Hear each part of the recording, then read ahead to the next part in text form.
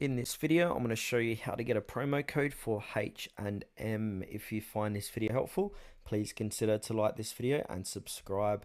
In saying that, let's just jump straight into the video. Okay, so what we want to do is open up a web browser, head on over to Google, and now in the Google search box, type in promo code for H&M, and then you'd be taken to the Google search results, and right off the bat we've got a few good third-party sites offering promo codes. So we've got Coupon Follow we can check out up to 35% off.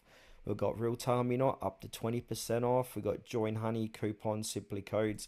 So you can check out any one of those third-party sites for a promo code, but the one I like to use is from couponfollow.com. So if I click into couponfollow.com, this is going to give me a list of promo codes I can use. So if you want to activate any one of these codes, simply click onto it like so. And now this is the promo code.